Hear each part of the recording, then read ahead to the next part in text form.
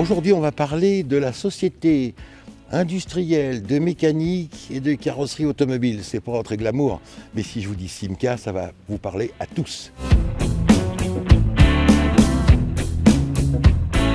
Donc Simca est arrivé en France tout simplement parce que Fiat souhaitait arriver à mettre des voitures et vendre des voitures sur notre territoire, mais il n'y avait aucun accord commercial entre la France et l'Italie. Donc bilan des opérations, ils créent cette société, Simca, pour s'installer en France et vendre leurs propres véhicules. Ils reprennent l'usine de Poissy, qui était l'ancienne usine Ford SAF, et à partir de là, ils ont même récupéré certains moteurs qu'on va retrouver dans la gamme Simca, sur les chambord par exemple. Il y a un V8 absolument extraordinaire. Donc à partir de 35 à 38, la marque c'était Fiat Simca, et c'est devenu complètement Simca, ensuite après uniquement ce nom-là. Simca devient une voiture assez populaire, et qui d'ailleurs faisait une vraie concurrence par rapport à la Simca 1000, par rapport à la Dauphine.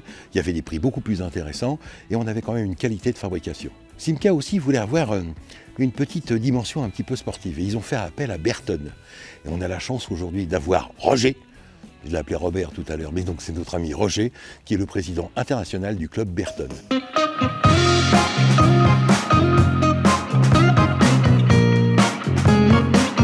Et bien pour nous parler Simca et puis pour nous parler de Berton, on va aller voir mon pote Roger.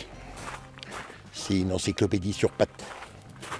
Bonjour Roger. Ouais, bonjour Luc.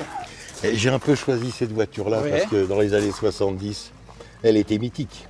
Oh là là, c'est la voiture qui a été la plus vendue dans ces années-là, à sa sortie. Plus d'1 million d'exemplaires et Simca était le premier producteur et le plus grand vendeur de voitures à cette époque-là. Ça, on l'oublie un petit peu quand même. Hein. C'est vrai. Il y a eu des évolutions après avec d'autres marques, repris par Chrysler, repris par Talbot.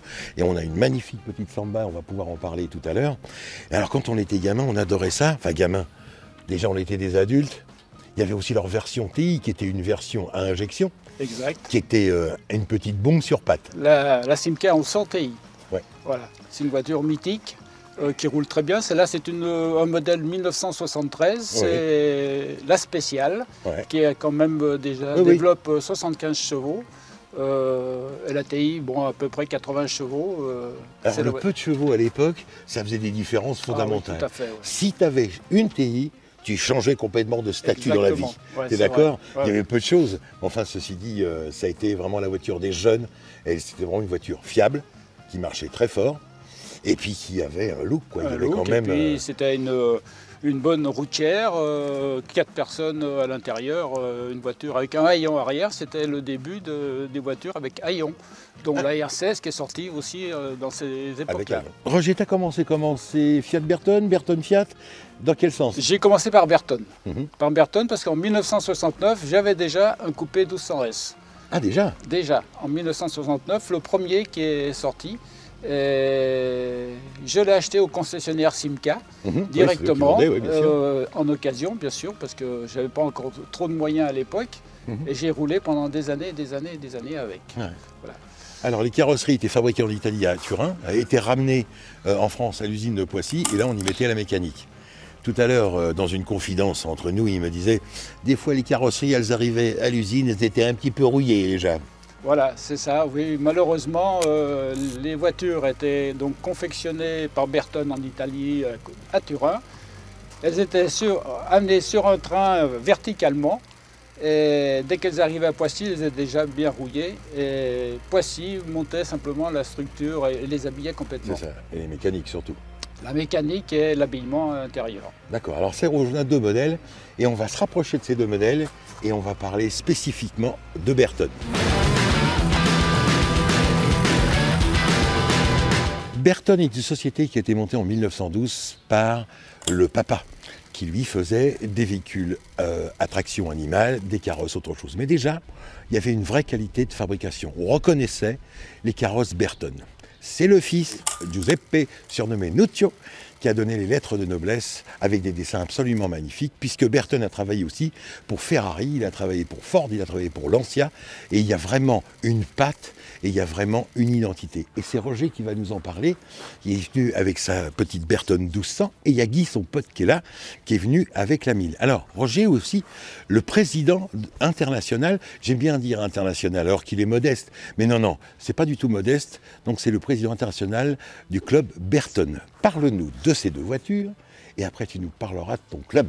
Ce coupé 1200S, c'est une année 1969 que j'ai récupéré il y a une quinzaine d'années, parce qu'en 1969, moi j'avais déjà un coupé. Hein.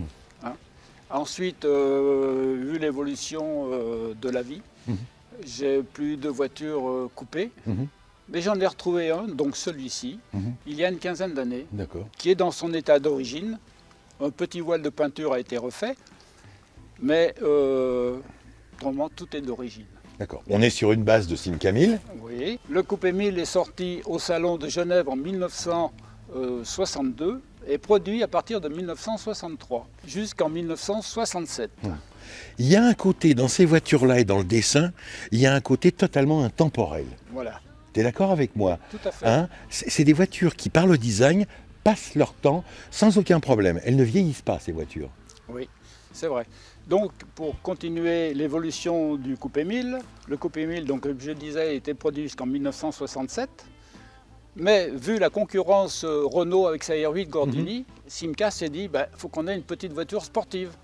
Donc, ils ont créé le coupé 1200S avec un avant qui est bien plus agressif que le coupé 1000, un moteur un peu plus puissant de 85 chevaux avec deux doubles carburateurs Solex, donc une voiture assez agressive qui tient très bien la route par rapport au coupé 1000 qui lui a un petit moteur de 40 chevaux équivalent à la Simca 1000.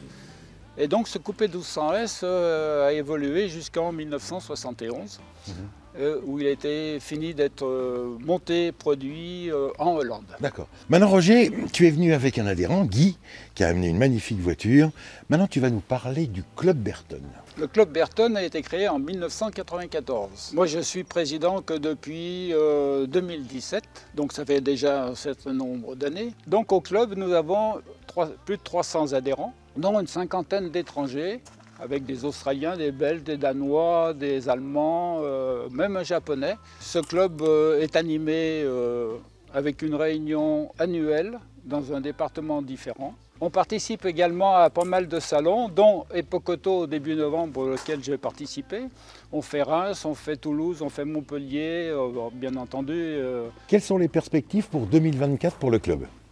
Les perspectives pour 2024, nous, sont toujours les mêmes d'année en année. C'est-à-dire qu'on essaye de faire beaucoup de refabrication, de façon à ce que les adhérents puissent remonter leur voiture ou refaire leur voiture au mieux. Les perspectives, on fait toujours, comme chaque année, tous les salons de France et de Navarre, comme je dirais, plus notre réunion annuelle qui se passe dans une région différente chaque année. Roger, oui. La prochaine raison qui va être choisie pour 2024 ?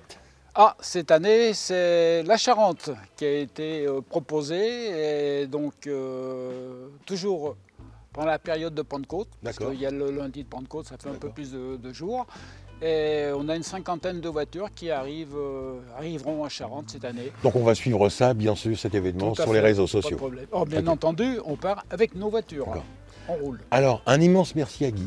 Un immense merci à Roger. On va voir tout à l'heure Mathieu aussi qui est là avec son petit bébé qui est caché dans un coin parce qu'il avait peur que le bébé crie pendant le tournage. Ça a été un grand moment. Merci à Utah Beach, au domaine d'Utah Beach qui nous a reçus aimablement, gentiment. C'était un lieu absolument adorable. Alors la prochaine fois, on va pas rigoler avec des des voitures avec des 1200 et des 1000 cm3. On va vous parler Formule 1.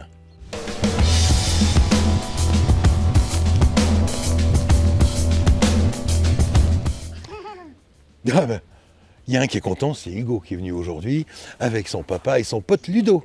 Merci Mathieu, merci Ludo. Pour l'anecdote, c'est Hugo qui conduisait la voiture. On a des traces. T'es content d'avoir fait l'émission, mon bonhomme? Ouais? Voilà. Déjà petit, moins d'1 an. Il a 1 an lundi, il aime déjà les Simca. Apparemment, hein.